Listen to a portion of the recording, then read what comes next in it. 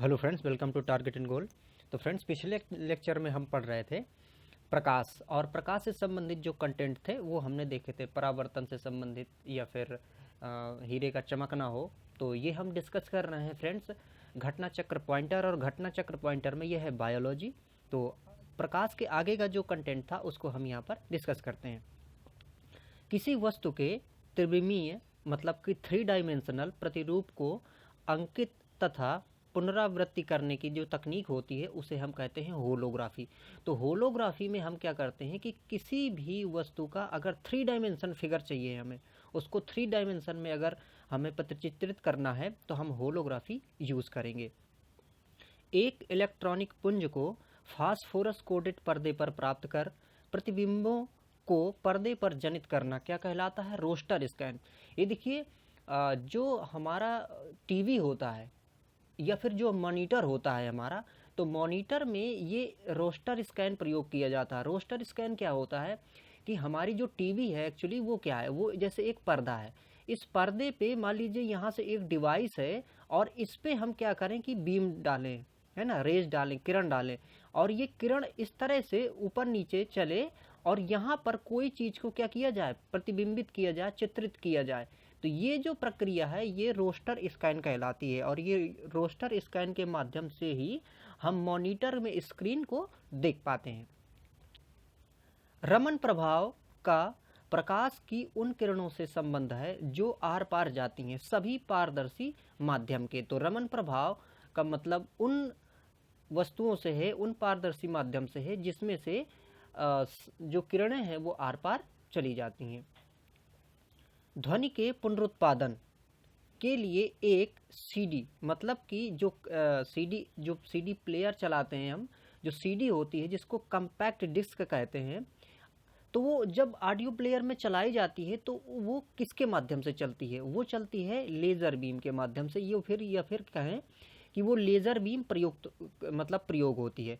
देखिए, जब भी आप कैसेट को लगाते हैं, ठीक है, तो इसमें क्या होता है कि इसमें जो कोडिंग होती है वो 0 और 1 के फॉर्मेट में होती है, जिसको हम लैंड और पिट्स कहते हैं। तो लैंड और पिट्स के रूप में यहाँ पर डेटा स्टोर होता है, वो ऑडियो का हो या फिर वीडियो का हो। फिर क्या किया जाता है कि लेज़र बीम को इसमें डाला जाता है, और लेज़र बीम से उस डेटा को रीड करके फिर हमें सुनाया जाता है या फिर उसको पिक्चराइज रूप में प्रेजेंट किया जाता है। जब एक सीडी ऑडियो एवं वीडियो प्रणाली में प्रयुक्त होने वाली कम्पैक्ट डिस्क सूर्य के प्रकाश में देखी जाती है तो इंद्रधनुष के समान रंग में दिखाई देती है। जब भी आप सीडी को अगर प्रकाश में देखें, प्रकाश का मतलब कि अगर सूर्य के प्रकाश में उसको देखें, तो वो आपको इंद्रधनुष सी आकार में चमकती हुई नजर आएगी। मतलब उसमें से बहुत सारे कलर आपको दिखाई देंगे। तो वो क्यों होता है?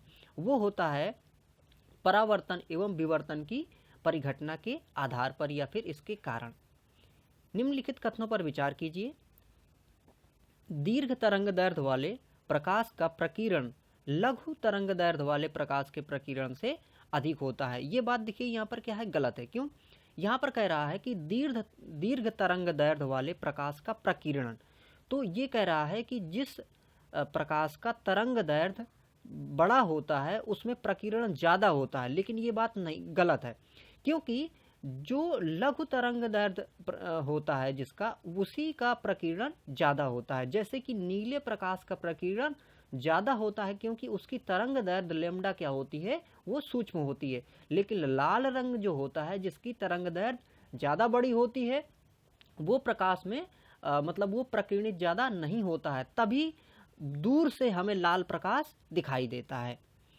दूसरा कथन यहाँ पर है, जल में दृश्य प्रकाश की गति निर्वात में गति का 0.95 गुना होती है। तो यहाँ पर ये कथन पर क्या है, गलत है।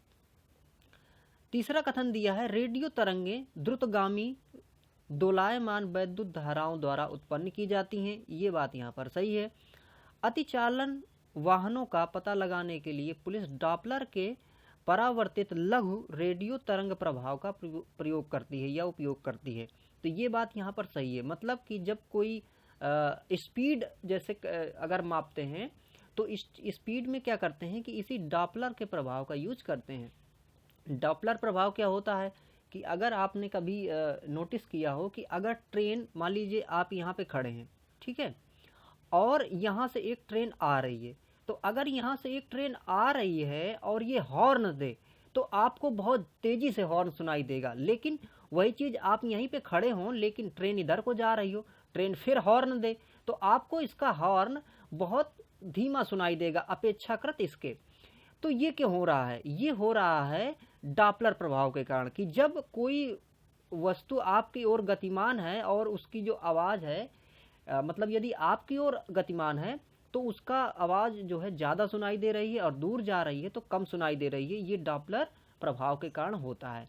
तो इसी प्रकार से अगर कोई गति करती हुई गाड़ी भी जा रही है तो डॉपलर प्रभाव से उसको क्या कर सकते हैं? मेजर कर सकते हैं।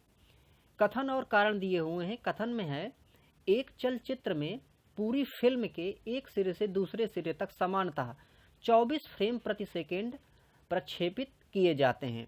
और कारण दिया है, आँख की रेटिना पर निर्मित प्रतिबिंब उत्तीबन मतलब कि उद्दीपन हटाने पर या उसके उद्दीपन हटाने के बाद 0.1 सेकेंड तक बना रहता है। अब यहाँ पर देखिए, अगर हम कथन के बारे में सोचें तो कथन ये कह रहा है कि चलचित्र जो मतलब हमारी मूवी चलती है, फिल्म चलती है, तो इस फिल्म में क्या किया जाता है कि एक सेकंड में 24 पिक्चरों को या 24 स्टैटिक इमेजों को, 24 फिल्म जो इमेज हैं हमारी, उनको क्या कर दिया जाता है? चला दिया जाता है। इसका मतलब ये हुआ कि अगर इमेज स्टैटिक है लेकिन हम जल्दी जल्दी अगर इमेज चला दें, और कितनी कि एक सेकेंड में हम 24 फ्रेम चला दें, तो हमें लगेगा कि ये लाइव है, मतलब कि ये स्टैटिक नहीं है। कैसा? ये लाइव चल रहा है ना। तो इसलिए ये बात तो ठीक है, यहाँ पे तो 24 फ्रेम चलाई जाती है। अब यहाँ पर बोल रहा है ये कि अगर हम कोई इमेज देखते हैं तो हमारी आँख उसको कितनी देर तक अपने उसमें रखती है, तो वो रखती है 1/16 सेकेंड पे। इसका मतलब ये हुआ कि हमारी आँख अगर किसी इमेज को देखे, इसके बाद हटा ली जाए तो 16 सेकेंड तक उसका इमेज रखेगी। मान लीजिए कि 16 सेकेंड के पहले ही मतलब कि 1/16 सेकेंड के पहले, अगर मैं 16 बता गया हूं तो इसको करेक्ट कर लीजिए, कि 1/16 सेकेंड के पहले ही यदि मैं दूसरी इमेज लाऊं तो मुझे लगेगा कि वो जो इमेज थी वो हटी नहीं, बल्कि उससे दूसरी आने का मतलब ये हुआ कि वो लाइव चल रहा है। ठीक है, जैसे मान लीजिए एक व्यक्ति इधर है इमेज में, ठीक है, मैंने क्या किया कि जल्दी जल्दी इमेजें चला दी अगर, तो ये व्यक्ति की स्थिति जो है, अगर इसके बैकग्राउंड में और उधर मैंने दूसरा अगर कुछ बैनर लगा रखा है तो मुझे लगेगा कि ये व्यक्ति उसमें से चल रहा है। ठीक है, चल रहा है। तो इस प्रकार से इसका आकलन किया जाता है। तो याद हमें ये रखना है कि अगर कहीं ये पूछे कि प्रतिबिंब कितनी समय तक रहता है, तो रहता है 1/16 सेकेंड तक। दूरदर्शन के संकेत एक निश्चित दूरी के बाद नहीं मिल सकते हैं, क्योंकि जो पृथ्वी है वो वक्राकार है। इसका मतलब ये है कि जैसे आप देखिए, दूरदर्शन जो है ये सैटेलाइट के माध्यम से प्रसारित किए जाते हैं। मान लीजिए ऊपर सैटेलाइट है और हमारी ये पूरी यहाँ पर पृथ्वी है। ठीक है, अब मान लीजिए कि इधर इधर से इसके सैटेलाइट से ये वेव्स आ रही हैं और यहाँ पर हम इसको क्या कर रहे हैं, पूर्णतः सुन पा रहे हैं। लेकिन मान लीजिए कि ये वेव इधर जब फेंकेगा तो ये वेव क्या होंगी कि यहाँ से ऐसे निकल जाएंगी। तो यहाँ अगर कोई व्यक्ति है तो उसको इस दूरदर्शन का लाभ नहीं मिल पाएगा। क्यों? क्योंकि अगर ये मान लीजिए इस तरह कर्व ना होके अगर ये पूरी फ्लैट होती, तो पूरी फ्लैट होने पे तो पूरी पृथ्वी पे देखिए सबको मिल जाता। तो यही कारण है कि पृथ्वी चूंकि कर्व है, इसलिए ये जो दूरदर्शन के संकेत हैं वो फिर दूसरी जगह नहीं मिलते हैं, तो हमें कई सैटेलाइट यूज़ करने पड़ते हैं। दूरदर्शन प्रसारण में श्रव्य तरंगों का प्रेषण करने के लिए प्रयुक्त होता है क्या? आवृत्ति मॉडुलन। तो आवृत्ति मॉडुलन का हम प्रयोग करते हैं। दृष्टिपटल, रेटिना पर जो चित्र बनता है वो कैसा होता है? वो होता है वस्तु से छोटा, उल्टा और इसके साथ साथ वास्तविक भी होता है। तो कोई भी हमारी जो ये रेटिना है आँख की, इसमें अगर कोई चित्र बनता है तो कैसा बनता है? छोटा बनता है वस्तु से, उल्टा बनता है और वास्तविक बनता है।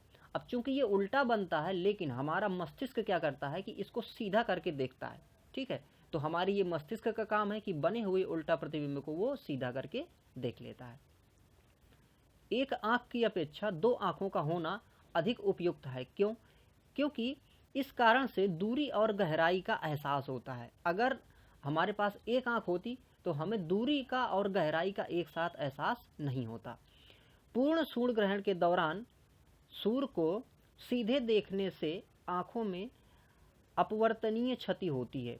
ऐसा क्यों होता है? क्योंकि ये अल्ट्रावायलेट प्रकाश की किरणें जब सूर्य ग्रहण होता है तब प्रेषित करता है। तो अल्ट्रावायलेट अगर किरणें प्रेषित करेगा तो हमारी आंखों को क्षति हो जाएगी। किसी तारे का रंग दर्शाता है, किसी तारे का रंग दर्शाता है उसका ताप। क्योंकि जब आप यदि गैस का बर्नर जलाएं, मान लीजिए, तो अगर आप गैस का बर्नर जलाएंगे तो आप देखेंगे कि नीचे जो प्रकाश है वो नीला है, उसके ऊपर जाएंगे तो थोड़ा सा रेड हो जाता है।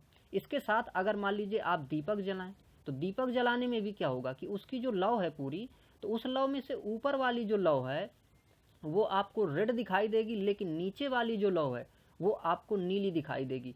तो नीली, चूंकि नीचे क्या है कि टेम्परेचर ज़्यादा है, तो अगर कोई भी मान लीजिए पिंड भी इसी प्रकार से है तो अगर नीला दिखाई दे रहा है तो इसका मतलब क्या है कि वो ज़्यादा उसमें से टेम्परेचर है। तो अगर हम किसी तारे को देखें तो पता चल जाएगा कि वो किस कलर का है और उससे हम ज्ञात कर लेंगे कि उसका टेम्परेचर क्या है। वायुमंडल में प्रकाश के विसरण का कारण है, विसरण का कारण क्या है? धूल के कण। तो धूल के कणों के कारण वायुमंडल में प्रकाश विसरित होता है। यहाँ पर देखिए कथन दिए गए हैं और कथनों में से हमें बताना है कि कौन से कथन यहाँ पे सही हैं। यदि मैजेंटा मतलब कि रक्ताभ नील लोहित और पीले रंग के वृत्त एक दूसरे को काटते हैं तो प्रतिच्छेदित बिंदु का जो कलर है वो कैसा होगा? लाल होगा। मतलब ये कि एक जैसे ये वृत्त है और एक ये दूसरा वृत्त है। अब यहाँ पर ये जो वृत्त है ये किस कलर का है? ये है मान लीजिए रक्ताभ नील लोहित का, मतलब मैजेंडा का है। और इसके बाद जो दूसरा यहाँ पर है ये पीला है। तो यहाँ पर इनके कटान बिंदु को अगर हम देखेंगे तो ये कैसे दिखाई देंगे? लाल कलर के दिखाई देंगे। इसको आप ऐसे भी देख सकते हैं, मान लीजिए कि कोई किसी भी तरह की वस्तु है किसी कलर की, आप उसको अगर डिफरेंट टाइप के कलर के चश्मे लगा के देखें तो वो आपको वही वस्तु अलग अलग दिखाई देगी। जैसे अगर गुलाब का फूल लाल है, आप उसको अगर मान लीजिए कि काला चश्मा लगा के देखें तो दूसरा दिखाई देगा, नीला लगा के देखें दूसरा, और अगर पीला, इसी प्रकार से तो ये डिफरेंट होता है। तो इसी प्रकार से ये कलर का यहाँ पे मिक्सिंग जो होगा वो लाल दिखाई देगा। तो ये यहाँ पे बात सही है। अगला है, यदि सायन मतलब कि हरिताभ नीला और मैजेंटा अगर इन कलरों को प्रतिच्छेदित कर रहा है तो उसका जो रंग होगा वो कैसा होगा? नीला होगा। प्रकाश का रंग निर्धारित होता है इसके तरंग दैर्ध्य से। तो प्रकाश का जो कलर है वो निर्धारित किससे होता है? तरंग दैर्ध्य से। अगर तरंग दैर्ध्य छोटी है तो नीला से शुरू होगा और जैसे जैसे उसकी तरंग दैर्ध्य बढ़ती जाएगी तो वो लाल की तरफ बढ़ता जाएगा। तो सबसे लंबी तरंग दैर्ध्य वाला जो प्रकाश होगा वो कैसा होगा? मतलब कि लाल होगा। सबसे कम वेवलेंथ तरंग दैर्ध्य वाला प्रकाश कैसा? देखिए बैगनी है ना, बैगनी या नीला। वैसे ये बैगनी ही होता है एक्चुअली, बैगनी के बाद नीला आता है। दृश्य वर्ण क्रम में सबसे कम तरंग दैर्ध्य किसका है? बैगनी का। इसका मतलब ये कि जो हमें दृश्य प्रकाश दिखाई देता है तो इसमें सबसे जो कम तरंग दैर्ध्य है वो किसकी है? बैगनी की है। नीला प्रकाश, हरा प्रकाश, लाल प्रकाश तथा पीला प्रकाश में से उच्चतम ऊर्जा किसकी होगी? अभी हमने डिस्कस किया किसकी? नीली की होगी। तो इस प्रकार से किसी तरह से क्वेश्चन आए आपको, ये अगर ये डिस्क्रिप्शन जो है वो याद रहेगा तो आप इसको आसानी से टैकल कर लेंगे। कथन और कारण दिए हुए हैं। कथन में है प्रकाश के दृश्य वर्ण क्रम में लाल प्रकाश हरे प्रकाश की अपेक्षा अधिक ऊर्जस्वी होता है। मतलब ये कह रहा है कि जो दृश्य वर्ण क्रम है इसमें जो लाल है वो अधिक ऊर्जस्वी होता है हरे की अपेक्षा। तो यहाँ पर देखिए क्या है कि ये गलत है। क्यों? क्योंकि अगर आप दृश्य क्रम को देखेंगे और उसमें आपको विबग्योर देखेंगे यदि, तो विबग्योर में से क्या है कि रेड जो है वो बाद में आता है, इसलिए जो ये कम ऊर्जस्वी होता है। और यहाँ पर देखिए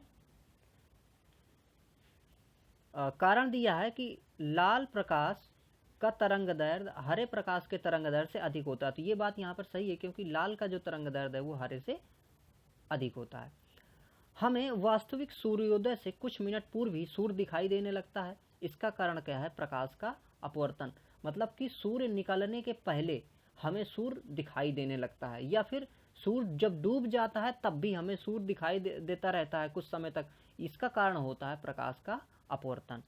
क्षितिज के समीप सूर्य एवं चंद्रमा के दीर्घ वृत्ताकार दिखाई देने का कारण क्या है? अपवर्तन। तो देखिए, जैसे क्षितिज क्या होता है? क्षितिज वो जगह होती है जहां पर हमें आकाश और पृथ्वी मिले हुए दिखाई देते हैं, उस जगह को कहते हैं क्षितिज। जैसे आप बिल्कुल दूर तक देखें तो आपको लगेगा कि आकाश एक जगह आके इस पृथ्वी से क्या हो गया है? कर्व होके मिल गया है, उसे कहेंगे क्षितिज। तो जब क्षितिज में सूर्य डूबता है तो आप देखे होंगे कि उसका आकार बड़ा दिखाई देने लगता है। इसी प्रकार से चंद्रमा जो है उसका आकार भी बड़ा दिखाई देने लगता है। तो ये किसके कारण होता है? अपवर्तन के कारण। सूर्य के प्रकाश के अदृश्य भाग से प्रकाश संश्लेषण की क्रिया कौन कर सकता है? ये कुछ बैक्टीरिया होते हैं जो अदृश्य प्रकाश से भी कर लेते हैं। अदृश्य प्रकाश क्या होता है? देखिए, जब सूर्य हमें मतलब सीध में नहीं दिखाई देता है तब भी सूर्य तो कहीं ना कहीं विजिबल होता ही है, तो उसी सूर्य के प्रकाश के रिफ्लेक्शन से कुछ बैक्टीरिया जो हैं अपना भोजन बना लेते हैं। ट्रैफिक सिग्नल में लाल रंग प्रयुक्त किया जाता है। क्यों? क्योंकि इसकी तरंग दैर्ध्य लंबी होती है और इसका प्रकीर्णन कम होता है। मतलब तरंग दैर्ध्य अगर ज़्यादा है तो प्रकीर्णन उसका कम होगा। इसी कारण हम ट्रैफिक सिग्नल में इसका उपयोग करते हैं, ताकि ये दूर से दिखाई दे जाता है हमें। और इसी कारण से जो सूर्य है, हमें डूबते समय जो सूर्य है वो लाल दिखाई देने लगता है, उसका यही कारण है। और बाकी की जो प्रकाश है वो प्रकाश क्या होता है? वो विकृत हो जाता है। लेकिन लाल प्रकाश विकृत नहीं हो पाता है और वही हमारी आंखों तक आके दिखाई देता है। तो हमें लगने लगता है कि सूर्य कैसा है? हो गया शाम के लाल हो गया, ठीक है। या फिर सुबह निकलते समय कैसा लगता है कि लाल है ये। कथन और कारण दिए हुए हैं। खतरे का सिग्नल लाल रंग का बनाया जाता है, और कारण दिया है लाल रंग का प्रकीर्णन सबसे कम होता है। तो देखिए, यहाँ पर बिल्कुल बात सही है, कथन और कारण दोनों सही हैं, और जो कारण है वो कथन का व्याख्यायित कर रहा है। आकाश नीला दिखाई पड़ता है क्योंकि नीले प्रकाश का प्रकीर्णन अधिक होता है। आकाश इसीलिए नीला दिखाई देता है क्योंकि नीला प्रकाश जिसका तरंग दैर्ध्य कम है ये ज़्यादा प्रकीर्णित होता है, इसीलिए ये हमें नीला दिखाई देता है। आकाश नीला लगता है क्योंकि लघु तरंग जो हैं या फिर तरंग दैर्ध्य जिसकी कम है वो वायुमंडल में अधिकांशतः मतलब ज़्यादा प्रकीर्णित होती हैं। खतरे के संकेतों के लिए लाल रंग का प्रयोग किया जाता है। देखिए, वही चीज़ है ना, प्रकीर्णन कम होता है। तो ये कई बार इस तरह से क्वेश्चन पूछते हैं। तो यदि इसका कंसेप्ट जो अभी हमने डिस्कस किया अगर वो आपके दिमाग में रहेगा तो आप इसको आसानी से बना ले जाएंगे। कोई भी क्वेश्चन कहे या फिर कह दे कि मान लीजिए रेल जा रही है ना, उसमें से लाल ही क्यों दिखाया जाता है उसके लिए कि भाई रुक जाए। या फिर कहीं सिग्नल्स जैसे बनाए जा रहे हैं वो लाल क्यों बनाए जा रहे हैं, है ना। फिर तो ये सारी चीज़ें आप इसको बहुत ही आसानी से क्या कर सकते हैं, समझ सकते हैं। तो ये कंसेप्ट थोड़ा सा आप याद रखिएगा।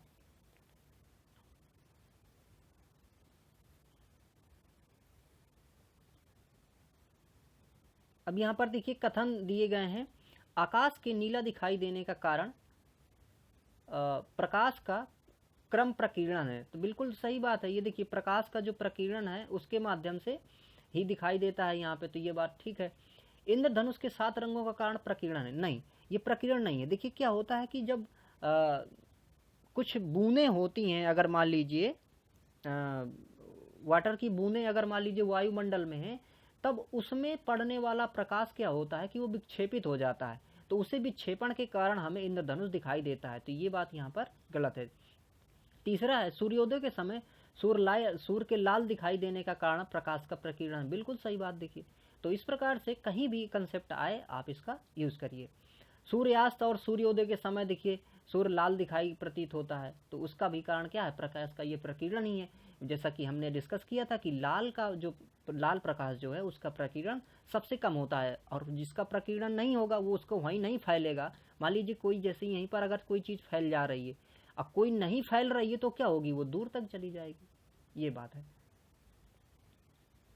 अधिक ऊंचाई पर वायुयान से अगर आकाश को देखा जाए तो वो कैसा दिखाई देगा? वो काला दिखाई देगा, क्योंकि वहां पर ये जो प्रकाश का जो प्रकीर्णन हो रहा है वो नीले प्रकीर्णन का प्रभाव वहाँ पर नहीं होगा, तो हमें आकाश जो है कैसा दिखाई देगा, वहाँ से अंतरिक्ष दिखाई देगा, काला दिखाई देगा। समुद्र नीला प्रतीत होता है आकाश के परावर्तन तथा जल के कणों द्वारा प्रकीर्णन से। तो जल के कणों द्वारा जो प्रकीर्णन होता है उसी से हमें जो समुद्र है वो नीला दिखाई देता है। प्रसारी विश्व की संकल्पना आधारित है। ये किसके आधारित है? डॉपलर प्रभाव। अभी जैसे हमने डॉपलर प्रभाव देखा, इसी प्रकार से क्या है कि प्रकाश में भी यही डॉपलर प्रभाव काम करता है और ध्वनि में भी काम करता है। हमारी जो गैलेक्सीज हैं, ये गैलेक्सी क्या है कि पूरी बढ़ रही हैं। बढ़ने का मतलब कि ये फैल रही हैं। तो ये फैल रही हैं, तो फैलने से इनसे आने वाली जो ध्वनि है, इनकी हम ध्वनि को भी अब वैज्ञानिक मतलब सुन सकते हैं, और इनकी ध्वनि और इनके प्रकाश, इससे हम जान पा रहे हैं कि जो ये ब्रह्मांड है ये क्या हो रहा है, प्रसार हो रहा है ना, इसका फैलाव धीरे धीरे और ज़्यादा बढ़ता जा रहा है।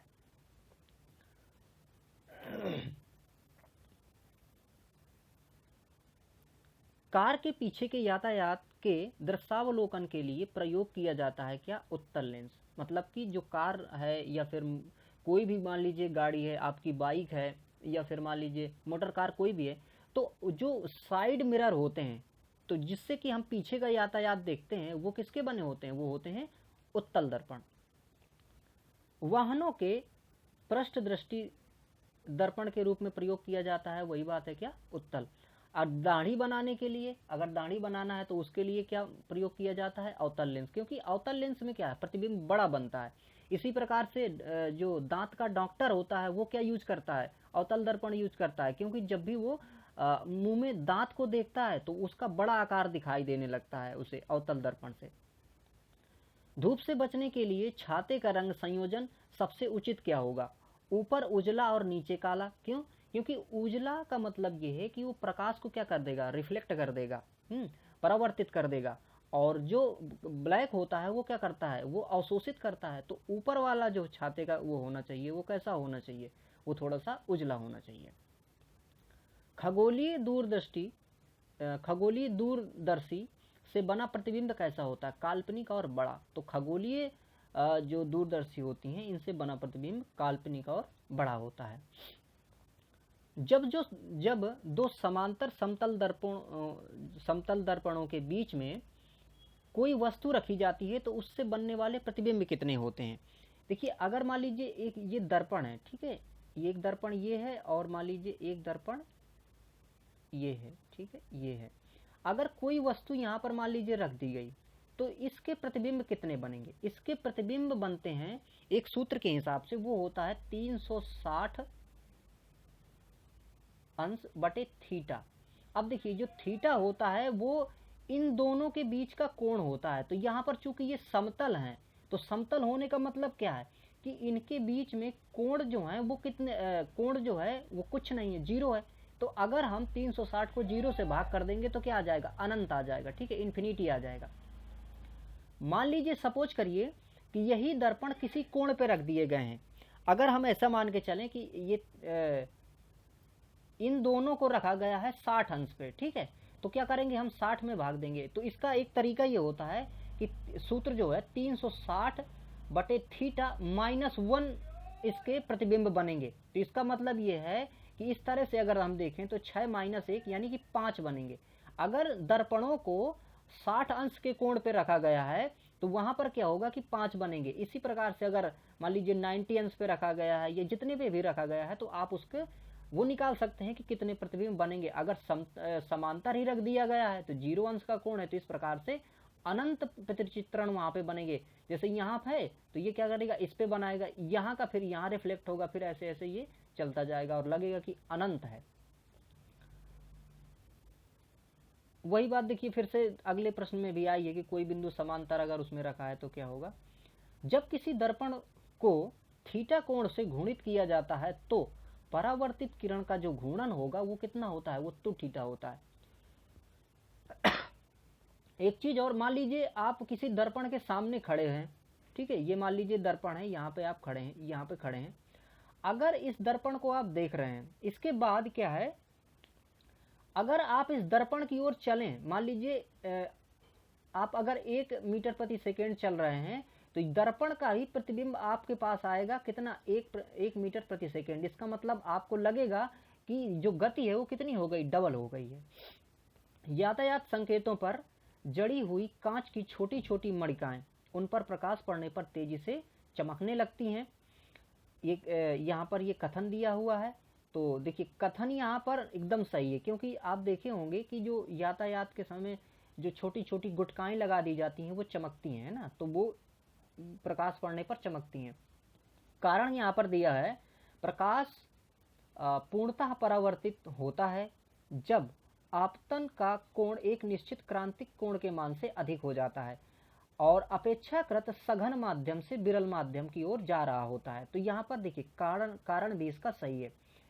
इसमें बात यह है कि अगर मान लीजिए एक कोई माध्यम है जो कि सघन माध्यम है, अगर प्रकाश इस सघन माध्यम से विरल माध्यम में अगर जाएगा तब क्या होगा कि यहाँ पर मतलब कि विरल माध्यम में जाएगा और इसका अगर क्रांतिक कोण एक निश्चित मान से अगर ज़्यादा है तब प्रकाश में क्या होगा कि पूर्ण आंतरिक परावर्तन हो जाएगा। और पूर्ण आंतरिक परावर्तन से क्या होगा कि वो जो वस्तु है वो काफ़ी चमकने लगेगी, जैसे हीरे का चमकना, अगर कांच कहीं से टूट जाए उसका चमकना, तो ये सब क्या होता है, पूर्ण आंतरिक परावर्तन के कारण होता है।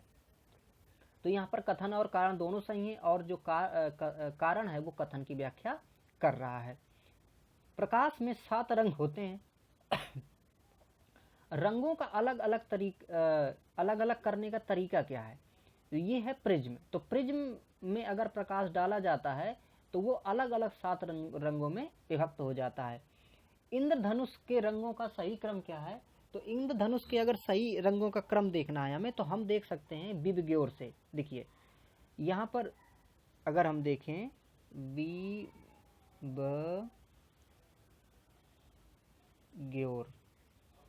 ठीक है। अब देखिए यहाँ पर वायलेट हो गया, इंडिगो हो गया है, और इस प्रकार से फिर मान लीजिए ब्लू हो गया, ग्रीन हो गया, येलो हो गया, ऑरेंज हो गया और रेड हो गया। तो ये विबग्योर देखिए जो एक शब्द है, इससे आप ये काउंट कर सकते हैं कि इंद्रधनुष का जो क्रम है वो कैसा होगा। और इन्हीं के क्रम पे मान लीजिए देखिए यहाँ पर पूछा गया था जैसे नीला, हरा और पीला, है ना, तो इसको आप क्रम में सेट कर सकते हैं। तो विबग्योर इंद्रधनुष के जो कलर होते हैं उनका सही क्रम होता है। जब धूप वर्षा की बूंदों पर गिरती है, मतलब कि जब धूप है जैसे वर्षा के बूंदों पर गिरती है तो इंद्रधनुष बनता है। इसके लिए जो भौतिक परिघटनाएं होती हैं वो क्या होती हैं, परिक्षेपण, अपवर्तन एवं आंतरिक परावर्तन। तो इन कारणों से इंद्रधनुष बनता है। नीला, हरा, पीला तथा लाल रंग में से इंद्रधनुष के मध्य में कौन सा होता है, विबग्योर को अगर आप देखें ना तो मध्य में क्या आएगा, ग्रीन आएगा, जी आएगा, तो बीच में क्या होगा, हरा रंग हो जाएगा। इंद्रधनुष के दोनों सीमांत वर्ण पट्टों में क्या होगा, एक तरफ बैगनी होगा वी और एक तरफ क्या होगा एल, तो इस प्रकार से बैगनी और लाल होगा। तो विबग्योर याद रखना है हमें, और किसी तरह का प्रश्न आए फ्रेंड्स उसे हमें हल कर लेना है। कथन दिया है, एक छड़ी को जल में तिरछी स्थिति में डुबोया गया, यदि बगल से देखा जाए तो छड़ी छोटी और जल की सतह पर झुकी हुई प्रतीत होती है। कारण दिया है इसका, छड़ी से आने वाला प्रकाश जल अणुओं के प्रकीर्णन होकर छड़ी के छोटी झुकी हुई होने का आभास कराता है। तो यहाँ पर देखिए क्या है कि कथन जो है वो सही है। अगर एक बाल्टी हो, उस बाल्टी में आप एक छड़ी डाल दें तो वो आपको जो डूबी हुई छड़ी है वो छोटी दिखाई देगी, लेकिन उसका जो कारण यहाँ पर दे रहा है कि प्रकाश के प्रकीर्णन होने का, ऐसी बात ये यहाँ पर नहीं है। तो यहाँ पर कथन क्या है, सही है, और कारण यहाँ पर क्या है, गलत है। निम्नलिखित कथनों पर विचार कीजिए। यदि कोई व्यक्ति पानी से भरी बाल्टी में पड़े एक सिक्के को देखता है तो उसे सिक्का अपनी वास्तविक स्थल स्थिति से अपेक्षाकृत निकट या ऊपर दिखाई देता है। और दूसरा कथन यहाँ पर दिया गया है, यदि जल के अंदर कोई व्यक्ति जल के तल से ऊपर रखे हुए सिक्के को देखे तो सिक्का उसे वास्तविक दूरी से अपेक्षाकृत अधिक दूरी पर या अधिक ऊंचाई पर दिखाई देता है। तो यहाँ पर क्या है, देखिए दोनों बातें सही हैं, इसको समझते हैं। मान लीजिए एक ये बाल्टी है, अगर इस बाल्टी में पानी भरा हुआ है और यहाँ पर एक सिक्का पड़ा है, तो आप अगर ऊपर से देखें तो आपको लगेगा ये सिक्का क्या है कि तली से काफ़ी ऊपर है। आपको ये दिखाई देगा कि ये तो बहुत कम मतलब गहराई पे है, लेकिन अगर इसकी वास्तविक गहराई को देखें तो ये गहराई क्या होगी, ये मतलब ज़्यादा गहराई होगी। ऐसा इसलिए होता है कि देखिए सिक्का से जो प्रकाश ऊपर की ओर चलता है, तो ये सिक्का का मतलब ये है कि ये पानी यहाँ पे भरा है, तो जो प्रकाश है ये सघन माध्यम से विरल माध्यम की ओर जा रहा है। तो प्रकाश जब सघन माध्यम से विरल माध्यम की ओर जाता है तब उसी कारण से हमें ये ऐसा प्रतीत हो रहा है। इसके साथ साथ अगर हम इसकी स्थिति को उल्टा देखें, अगर कोई व्यक्ति मान लीजिए कि पानी के अंदर डूबा हुआ है, ठीक है, पानी के अंदर डूबा हुआ है और ये बाहर किसी सिक्के को अगर देख रहा है तो ये इसको अधिक ऊंचाई में दिखाई देगा। वो क्यों हो रहा है, वो ये हो रहा है कि वो अंदर से चूंकि देख रहा है तो सघन ऊपर से आने वाला जो प्रकाश है मतलब कि विरल माध्यम से सघन माध्यम में आ रहा है। तो जब भी प्रकाश सघन माध्यम से विरल माध्यम में और विरल माध्यम से सघन माध्यम में जाता है तो प्रकाश की ये जो अपवर्तन की घटना है इसी से हमें ऐसा प्रतीत होता है।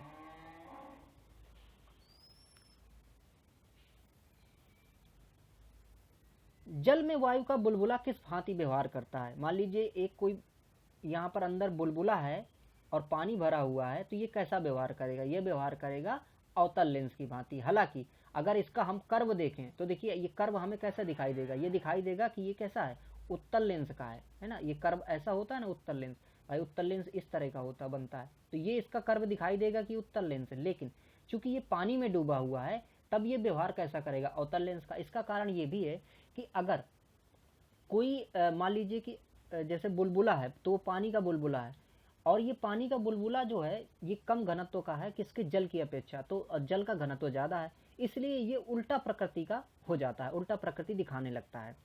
जल के अंदर वायु का बुलबुला कैसा, अपसारी या वैसे जैसे हमने देखा अवतल की तरह काम करता है। किसी व्यक्ति का पूरा प्रतिबिंब देखने के लिए जो समतल दर्पण है वो कितनी ऊंचाई का होना चाहिए, तो व्यक्ति की ऊंचाई का आधा होना चाहिए। मान लीजिए अगर कोई व्यक्ति 1 मीटर का है तो आधे मीटर के अगर वो शीशे में अगर अपना प्रतिबिंब देखे तो उसको पूरा दिखाई देगा। एक समतल दर्पण की वक्रता त्रिज्या कितनी होती है, ये अनंत होती है। तो समतल दर्पण की वक्रता त्रिज्या अनंत होती है। देखिए वैसे आया कि 1.5 मीटर का कोई अगर व्यक्ति है और उसे अपना पूरा प्रतिबिंब देखना है तो क्या होगा, उसको 0.75 मीटर का क्या चाहिए, दर्पण चाहिए। दृष्टि दोष निवारण के लिए काम में लेते हैं तो देखिए दृष्टि दोष में अगर दूर दृष्टि दोष है तो निवारण के लिए उत्तल लेंस प्रयोग करते हैं और अगर निकट दृष्टि दोष है तो उसके लिए अवतल लेंस का प्रयोग किया जाता है। वही ये देखिए यहाँ पर जैसे बोल रहा है कि निकट दृष्टि दोष के लिए तुलनातोदर या अवतल का उपयोग कर लेंगे। पुनः देखिए कई बार प्रश्न ये रिपीट हुए हैं।